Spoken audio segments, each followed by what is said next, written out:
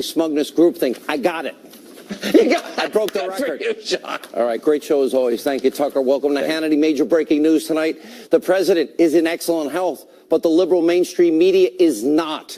Absolutely melting down about the president's great medical test results. It's unconscionable. Wait till you see this video tonight. Plus, everything that we have been reporting on here that the media has been ignoring, it is now unfolding. The phony Clinton bought and paid for Russian propaganda dossier, that is being exposed.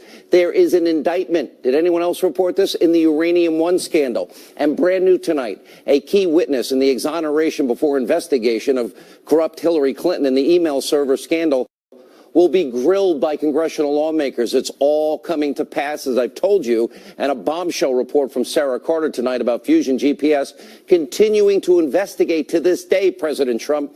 It's all in tonight's Breaking News opening monologue. We'll break it down slowly. A big hour tonight. The corrupt, Trump-hating news media, they are dusting off their tinfoil hats, fueling up their black helicopters, and are running absolutely wild with baseless conspiracy theories about President Trump and his great health report. We're going to cover the out-of-control media and this bias. We do it regularly on the program, but this is now insane. This is a new level. So Dr. Ronnie Jackson, he briefed the media on the results of the president's extensive medical exams. What did he find? A president in excellent health. Dr. Jackson is also saying the president that he did so well in a cognitive test and he has normal, perfect neurological functions. No early onset on Alzheimer's or dementia. Now, of course, this did not fit the media and their preconceived fake news narrative that President Trump is crazy, suffering from dementia, early onset, and is mentally unfit to serve, which means in their twisted minds, he needs to be thrown out of office. For 49 long minutes, the media breathlessly, hysterically asking the president's doctor about his mental fitness. They couldn't believe the answers they were getting. He asked for the cognitive test. It's one of the best tests out there. And he passed it perfectly, 30 out of 30. This is something they have been obsessing over. You're going to enjoy this. Watch.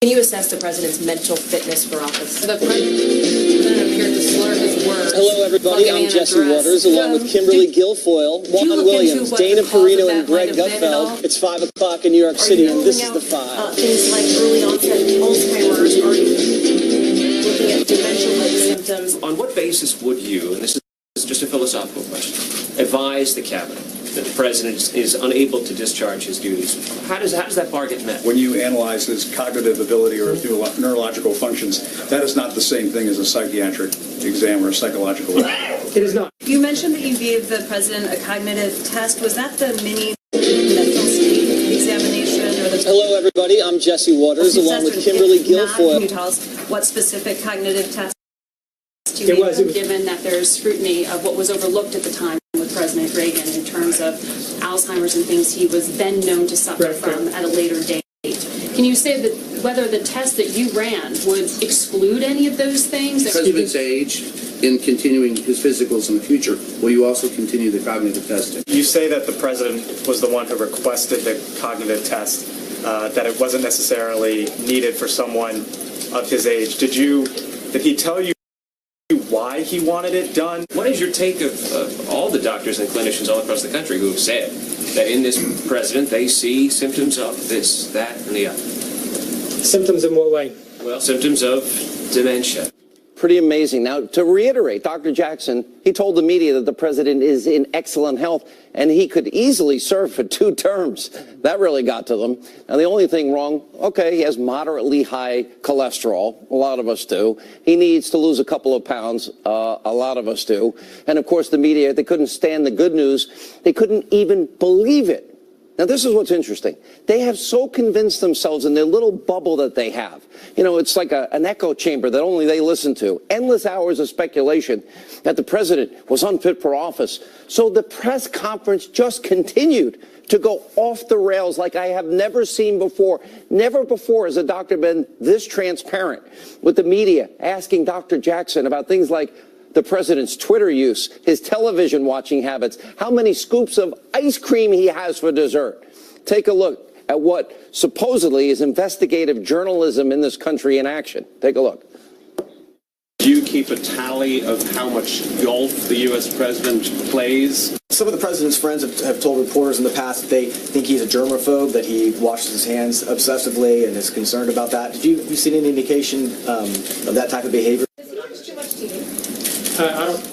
From a sedentary lifestyle sort of perspective, should he cut back on that? Do you see any evidence of bone spurs, which the president said that he suffered from? Is he limited to one scoop of ice cream now? Do you have any concerns about the president's use of Twitter? No, I don't. Yeah, Twitter doesn't involve me as a doctor. I don't have any concern on that. Does the president wear dentures? You mentioned the dental exam. The president has no partial or dentures of any kind. You said he doesn't drink and he doesn't smoke, and other than the diet issue, did you address drug addiction? Drug addiction? I mean, any other drugs? Yeah, no, he has no drug addiction. We have a lot of people in the studio tonight. They're all laughing. All right, we actually went back and we checked to see if the media ever asked anything close to those kind of questions about Barack Obama's health or any other president for that matter. And the answer, of course, they did not. Now, after that frenzied display, members of the media, they should have their own heads examined. Look, I've said this before. Hating Trump is their heroin. It's their drug. And they're completely hooked on their drug. They're like addicts. The only thing that gives them their fix is attacking the president minute by minute. And the media is so completely, utterly unhinged and deranged. And today's press conference is just their latest episode. Now, ever since President Trump announced his candidacy, you have the blind sheep in the liberal media who live in their own little bubble and bounce their own recycled talking points in their own little echo chamber. They've been rushing to create a new crisis after a new crisis after a new crisis. And their recent hyperventilation has reached extreme levels, even for their pathetically low standards, by the way. It's one crisis, one panic, one total meltdown after another where they repeat the exact same words, meaning NBC, ABC, CBS, New York Times, Washington Post. They use the same commentary until something better can be blown out of proportion comes along. And for the last couple of weeks, let's see, the media's schizophrenia has been on full display. It's gone from a year of saying President Trump colluded with Russians, there's no evidence, to President Trump is going to start a nuclear war. They're not mad that it was, in fact, Bill Clinton that gave North Korea billions and promised it's going to be a good deal for American people. To the media being BFFs with Steve Bannon, you know, they were friends for at least 3 days because he made comments that they liked for once, and then giddiness over Bannon's comments in Michael Wolff's phony book. Now, this is the narrative that now it's Trump's crazy. We should invoke the 25th Amendment. We'll use that to throw him out of office. Russia didn't work. Take a look at this insane coverage that you're getting. And I tell you, media is dead. I told you in 2007. I was more right than I ever dreamed. Take a look. We want to start with This Week in Russiagate. This cloud about collusion with Russia will hang over him no matter where he stands. Donald Trump is afraid. A political hurricane is out there at sea for him. We'll call it Hurricane Vladimir, if you will, the whole Russian thing. This is evidence of willingness to commit collusion. There's outright treason. I mean, there is no question that what he is doing is giving aid and comfort to the enemy. The idea of a nuclear showdown with North Korea keeps you up at night. I would recommend deleting your Twitter app. This is language that would have been rejected from the script of Dr. Strangelove. We can't begin to normalize this. This is dangerous. This is childish. This is unpresidential. It's not befitting the leader of the free world. Perhaps never have we seen a man whose profound sexual and masculine insecurities are literally threatening to annihilate the planet. He is not merely being cavalier with a threat about nuclear war. He's being cavalier in a way that makes him seem demented. These are the messages from a person who is not well, from a leader who is not fit for office. None of this normal, none of this acceptable, none of this, frankly, stable behavior. Return now to the public rift that broke out today between President Trump and his former chief strategist, Steve Bannon. But if Bannon and Trump are getting divorced, who gets what? This is certainly Trump's kind of bye Felicia moment for Bannon. Wait, Dr. Humpty Dumpty and Dr. Anderson Cooper and Dr. Nicole Wallace. This is hard to keep up with. You see, if you watch really closely, this is how they do it. This is interesting. One person will say in their bubble, he's really demented. No, he's really, really demented. And then the next liberal will say, no, really, really, really demented. And they're talking to themselves. Get how they need their own examination? There's a reason the American people don't watch a lot of these fake news networks. Now, after moving on from these manufactured crises, one after another, the media's new drug of choice is the alleged comments that President Trump made in a heated Oval Office debate about immigration. Fake news, CNN loses it. They need some help. They need some psychiatric help. And according to the Media Research Center, the network literally said on air, "Shhole." I'm not allowed to say it, I'll be honest. I'd say it. Not allowed. 195 times on Friday alone. Take a look. What was your reaction when you heard the president call, African nations holes? It's not clear what he meant by whole countries. Are you shocked or surprised by this? I'm not surprised. In one way, I'm proud. I am a proud holder. No, we are not all created equal. At least not if you are born in, as the president put it, a whole country. The word house instead of whole, as in house countries, not whole countries. I guess he's a holer. Is there a difference if the president said whole or house? Do you think these countries are holes? Donald Trump has turned the Oval Office into a hole. Holers built this country 110 years ago. In addition to the president's comments yesterday, a few more. Whole countries. Hole. Whole. Whole. Whole country. Rich, do you have any example of any whole country that the president referred to that is predominantly Caucasian? Holers. Holes. Holers. I work for holers. Hole. I'm proud to be a holer. I never in a million years thought I would be saying hole on television. What a hole. Fake news network. Now, I wonder if the CEO, soon-to-be scandal-plagued Jeff Zucker and his stenographer Humpty Dumpty are really proud of that coverage. It's pretty pathetic. Maybe I need to do a public service. Maybe I need to send CNN over a case of Xanax, if I can get it legally.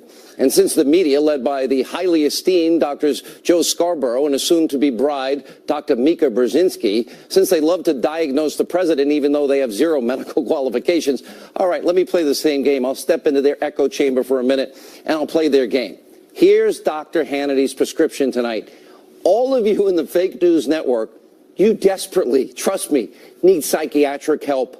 You are all out of touch with reality and suffering from delusional groupthink about the president. And if for some reason you overpaid lazy so-called journalists can't pay for it, I'll help you because I'm probably paid more. And I'll offer assistance. And also tonight, everything that we have been telling you, let's get serious for a minute, is now starting to play out. This is the serious side. They don't talk about forgotten men and women. And by the way, this isn't about me being right, the show being right, even though we are clearly, the team that we have assembled here, the only ones in the media talking about it. It's about what's right for the country. It's about our Constitution. This is what's serious about it. What's right for the rule of law, equal justice under the law. We have been unpeeling the layers of that onion. The Clinton bought and paid for fake news, Russian propaganda dossier. It is now being exposed, and there's so much more to come. We're learning the dossier was used by the Obama administration to literally spy and get that FISA warrant on members of the Trump campaign and a president-elect. This is serious. They've weaponized America's most powerful tools of intelligence to go after an opposition party in an election year, and then, of course, a president-elect. We have a massive development tonight in the Clinton email server scandal. Washington Examiner reporting that the chief of staff and senior counsel to the FBI director, Christopher Wray, will be grilled by House lawmakers about the corrupt Clinton email investigation. Oh, I thought that was dead. And that's huge because Rybicki, who's the one that's going to be grilled, was one of 3 people that James Comey sent his original statement that exonerated Clinton, before they investigated, and 17 other witnesses and Hillary Clinton hadn't even been interviewed for. How do you write an exoneration before investigating? Yeah, this is serious. The same statement where Comey and his minions changed the word twice from the legal standard, gross negligence, which would mean Hillary Clinton broke the law, and actually put in there that, foreign entities got a hold of this. And then they changed it to extreme carelessness. And they used as a justification all of this to let Clinton walk free. We know she committed felonies. That's serious if we have equal justice under the law. And then Comey and his little minions also altered the original conclusion. It was reasonably likely that Clinton's server stored in the bathroom of a mom and pop shop closet was hacked by hostile actors. Top secret, classified, special access program information, all hacked. And yet the fix is in before they investigate. And now we're learning more and more about how top officials at the FBI covered up evidence that Hillary Clinton committed crimes and put our national security, your national security, at risk. And just like with everything else we have been telling you that the media ignores, it is only the start of much bigger things that will be coming. I promise you, this will rival the worst scandals by far in American history. It's that severe. And there's other breaking news tonight. Sarah Carter reporting the Fusion GPS, you know, the firm that Clinton bought and paid for the fake news Russian dossier that was used to get the FISA warrant, to dig up dirt on President Trump, candidate Trump. Well, what is unclear is who is paying for it now. We know Hillary Clinton, the DNC, she controlled, shelled out $12 million to fund Fusion GPS, to pay for those Russian lies. They wanted to influence the election. After all, they stole the primary from poor Bernie and his supporters. And sources are telling me tonight that if the information is about the dossier, if it's related to the public, this is what I was told. It will shock the conscience of law-abiding Americans in the entire country. That's how serious it is, as the media makes fools of themselves every night. And we're hoping that you, the American people, that you will get to see everything, because I am told when you do, it will blow you away. The real Russian scandal will finally be exposed. Here with reaction, Fox News contributor Sarah Carter, Fox News legal analyst Greg Jarrett. Sarah, let's start with you and your new report tonight. This thing is still going on? It's still going on, Sean. What we know is that Fusion GPS, Glenn Simpson, is continuing their research into Trump. Now, what they're holding closely is who's paying for it. What they're also not divulging is what area of investigation are they looking at. So we know that it's Trump, this alleged Trump-Russia collusion, but what we don't know is exactly what area are they looking at as far as their investigation. I think it's really shocking and surprising considering everything that's happened with Fusion GPS. All right, I can make fun of the media, and I'm going to be honest. I think the whole montage is funny. And I think they do need psychiatric help.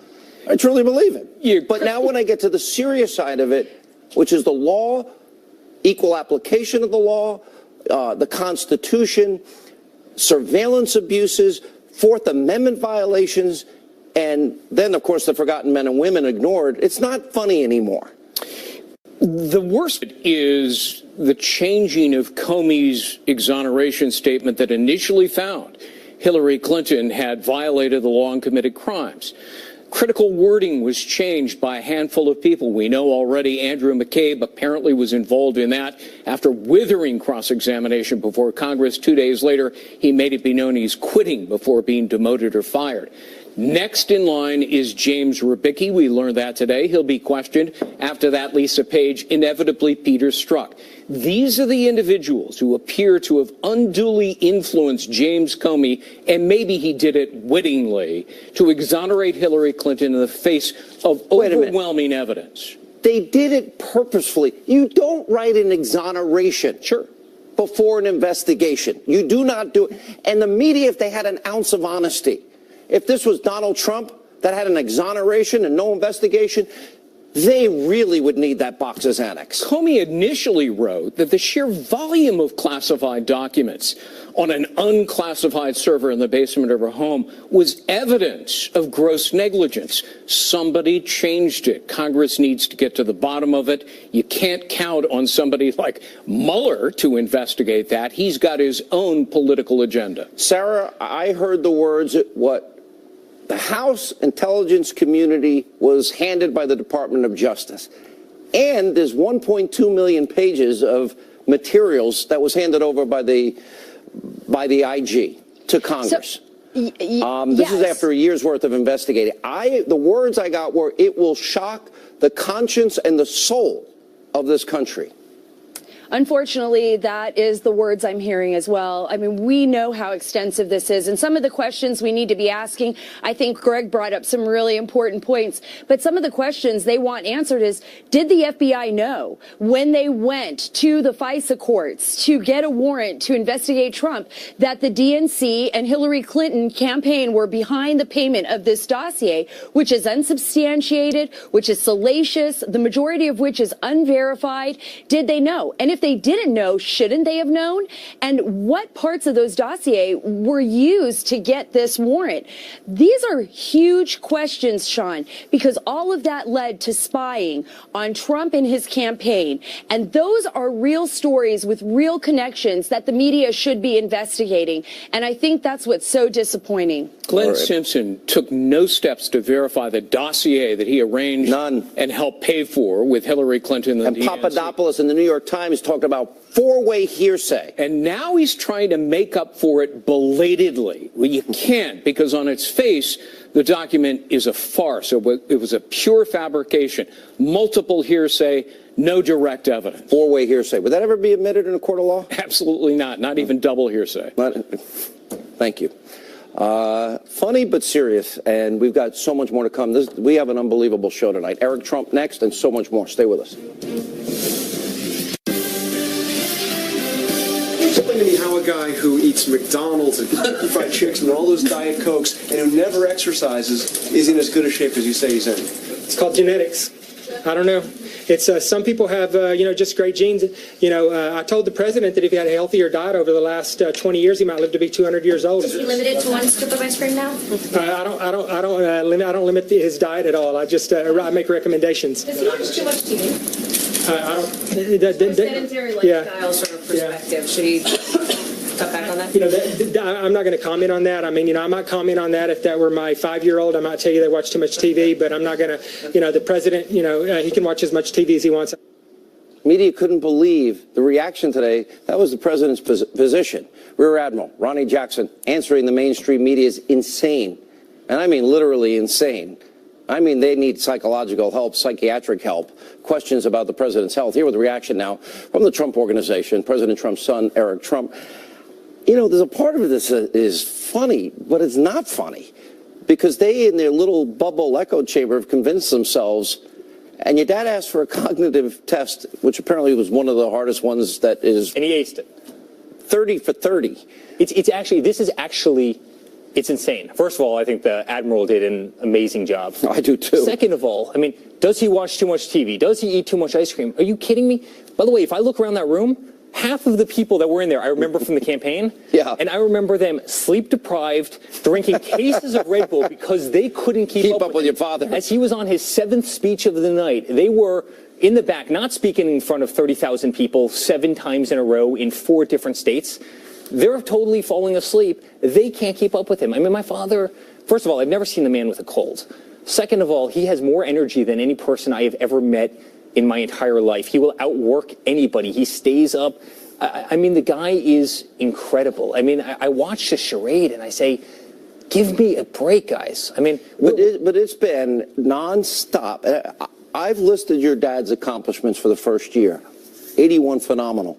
Promises made, promises kept, just regulations alone, energy independence. He got his tax bill done, end of the mandate, and more finally open. Somebody did it. These are huge accomplishments. And nothing. You see the economic boom that is unfolding before our eyes, and they're upset that a president is healthy. Yeah.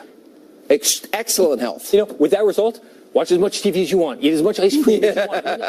That's great. The Dow is about to break 26,000. Yeah. Right? You have the lowest. Actually did today. Unemployment that you've ever had before. You have the lowest African-American unemployment that you have. You have the highest consumer confidence you've ever had. ISIS is, quite frankly, a thing of the past. You had 44,000 terrorists, or down to less than 1,000, and they're killing those guys off rapidly. Oil is. You know what they don't like? It's insane. They don't like that he's not them. They don't like that he has different views. They don't like that he's more irreverent and more politically incorrect. They can't handle Sean, they don't this. like that they were wrong. They don't like that either. They don't like that they were wrong. Good point. They got it wrong. They all got it wrong. They were supposed to be the smart people who got to call this every time. They were the brilliant journalists. They all got it wrong. He quite frankly embarrassed them, and they're doubling down again. And he's going to prove them wrong again and again because you know what? Every day, and I've told you this metaphor 1,000 times, but it happens to me every single day. I walk down the street, and people come up to me. They hug me. Tell your father we say thank you. You know what? I just opened up my 401k. I haven't looked at it in a year. It's up by 35%. I mean, I didn't think retirement was possible. I hate Wall Street. I wish I was up 35%. And now it is. I mean, these are the stories I hear every single day, Sean. I mean, you know what people tell me? Incredible difference in this country. Please don't stop fighting, because they know that this is like an oasis here. We're not them. Sure. And by the way, I've never been to a White House Correspondents' Dinner because I hate them and they hate me, so it works out well. Here's what I want to ask you. Imagine this scenario where it's proven, and the head of your party, the Republican Party, said that Donald Trump rigged a primary election. Rigged it. Donna Brazil's words, not mine. Then your dad paid for Russian propaganda with salacious lies and misinformation against Hillary Clinton to influence the general election. Then we find out that the FBI director and some of his minions put the fix in and exonerated your father before an investigation. And then we find out that that phony Russian paid-for dossier that was they wanted to use to manipulate the American people before an election to steal the general where they stole the primary, that was used to get a warrant on Hillary Clinton, Hillary Clinton's team, an opposition candidate, and then a president-elect Hillary. Thank God we don't have to say that. What would the media be doing tonight? Well, I mean, how about just going back to the very beginning, where Donna Brazil is giving the debate questions to Hillary before the debate? I mean, could you imagine if that happened to my father? I mean, let alone all this other stuff, meaning he would have been disqualified at that moment. There would be nothing left at that moment, let alone the fake dossiers and the phony investigations and the nonsense Russia. I mean, here's just a reality of what happened. You had a better candidate who was far more competent, who worked much harder, despite having 1/7 the amount of money, who blew the other party out of the water, right? And they needed an excuse. They needed a way to justify their loss. And if you look at the Democratic Party right now, they have no message. They have no leadership. They have no talent. Just hate Trump and no vision to help the forgotten men and women of this country. You know what I think the best thing your dad does? He's giving one of his speeches or town halls or whatever you do. See those people in the back? Fake news. Yeah. And you know what everyone starts screaming? They turn and they're screaming at people in the media, you suck. And they still don't care. They still don't understand it. It's amazing. I mean, think about having an approval rating that's equivalent to the media's approval rating, which is single digits right now, right? Mm-hmm. You look at any poll. I mean, wouldn't you want to change course? And maybe this is a business guy in me.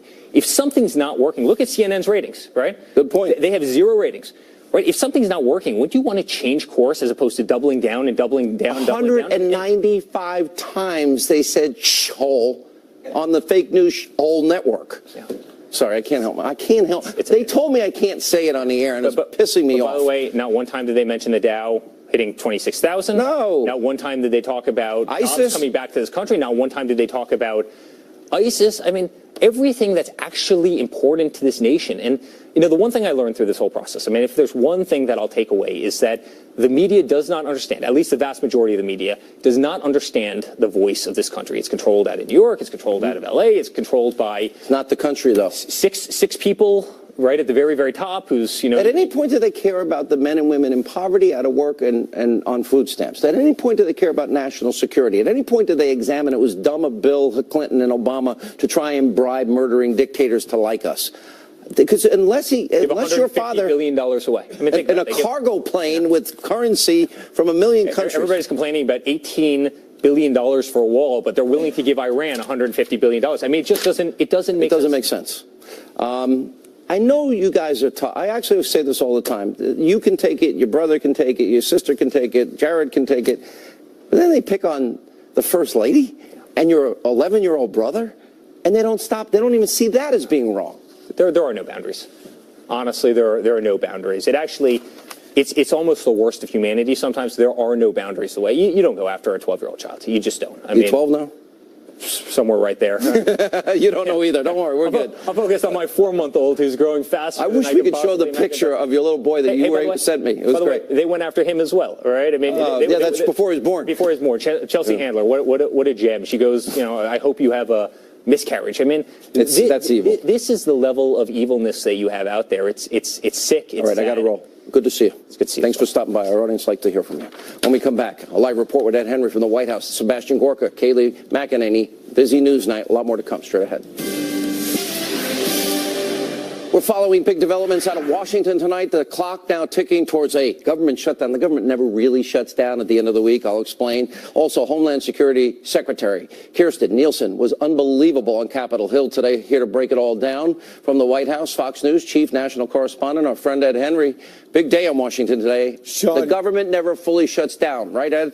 That's right, Sean. And look, there's a battle that's brewing about this, but that hearing you mentioned, it was supposed to be contentious because it was going to be all about President Trump's plan for a wall on the southern border, but instead it blew up over what the president said or didn't say last Thursday at that contentious meeting here at the White House over immigration. Secretary Kirstjen Nielsen, as you mentioned, held firm in saying that last Thursday she did not hear the president utter that expletive, leading Democrat Cory Booker to charge that her silence and amnesia made her, in his words, complicit in the president's comments. Now, Nielsen clearly trying to pivot and change the narrative and send a signal to the president's base that he's all about not words but action by saying he's taking action to crack down on illegal immigration. The secretary announcing today the administration is talking to federal prosecutors about launching criminal charges against local officials in sanctuary cities that refuse to follow through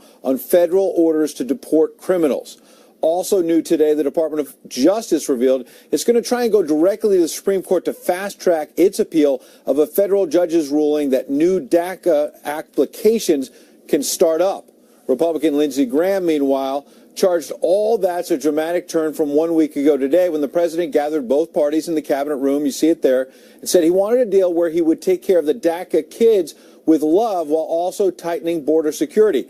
But Graham charged that last Thursday morning around 10 a.m., he and Democratic Senator Dick Durbin called over to the president to read him out on a bipartisan deal they were putting together. But by the time they made it to the Oval Office around noon, someone on the White House staff, Senior Advisor Stephen Miller or someone else, had convinced the president to turn against a deal. Graham today lashed out about that.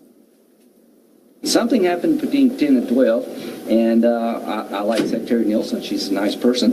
And we'll get to the bottom of this, but here's what's going to matter.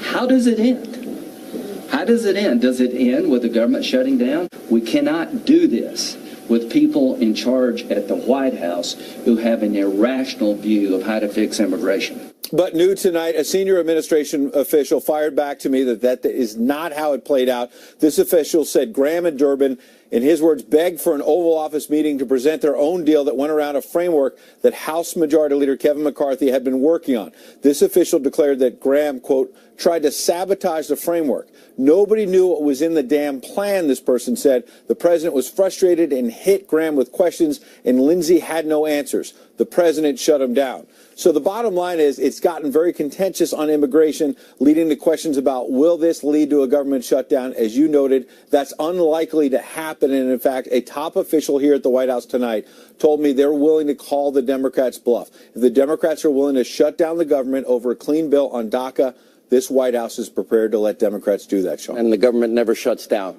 Essential employees stay in place. Other people get a furlough. Then they get all their money back on a free vacation. That's just the facts. Ed, thanks so much. We appreciate that reporting.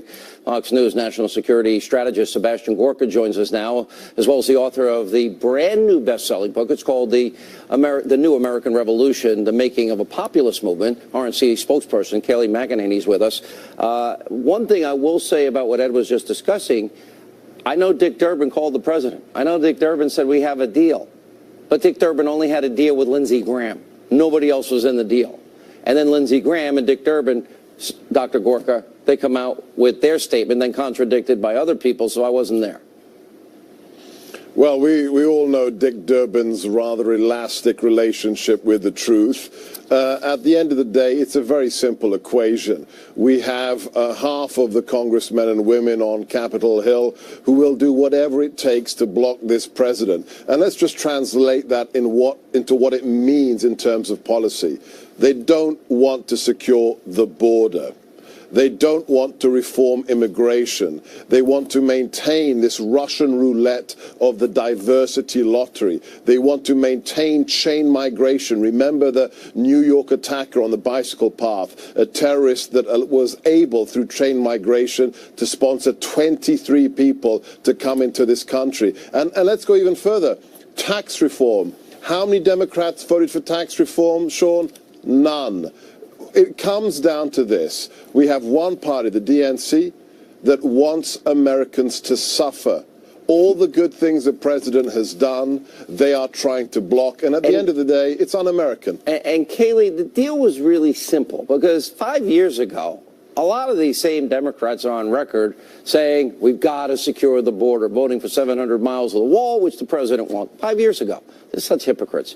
Then we're going to end chain migration, which was a big report out by the Department of Homeland Security. That's where a lot of our problems come from in terms of security in this country. And also, they wanted merit-based immigration policies. The Democrats don't want DACA because they want it as an issue in 2018. Isn't that what's really going on? That's exactly right. They want to run on this in 2018. And you're so correct to point out their hypocrisies. They once cared about the border. They do no longer. But you know what? I want to say to Kamala Harris and Nancy Pelosi, you sit on that cozy little congressional platform deriding the Trump administration for wanting to secure the border. Have you sat across from Susan Oliver, from Jessica Davis, who lost their police officer husbands to an illegal immigrant who crossed the border not once, but twice and had multiple felonies, and who today, Sean, in a court in Sacramento said, I wish I could have killed more of those beep expletives. That's the type of people we're dealing with here, and they can sit on their cozy perches, but there's a human toll to the policies you implement from on high. All right, let me go back to Dr. Gorka. You know, we have what is told to me will shock the conscience of America in terms of what the House Intel Committee has in their possession. We've got to get it out. Adam Schiff raced tonight to say, Steve Bannon would talk about this. And I'm like, is he allowed to do that? Dianne Feinstein leaks Fusion GPS, all the testimony. Imagine if Devin Nunes did it, what the reaction would be. And then you see the media hysteria. Oh my God, the president's healthy. And he doesn't have early onset. And he doesn't have dementia. And they like had a fit today. As my good friend who has the best radio show in D.C., Chris Plant, says, if the left wing didn't have double standards, they'd have no standards at all. What is it about the last 11 months that these people don't like? Are they against making this nation safer? Yeah. Are they against the 2,600 Dow rally? It makes no sense. It's just politics for the sake of politics. Right. But the good news is Americans see through it. Thank you, Dr. Gorka. Kayleigh, congratulations on the book. It's doing so well for you, and you deserve it. When we come back, we'll look at the corrupt media straight ahead.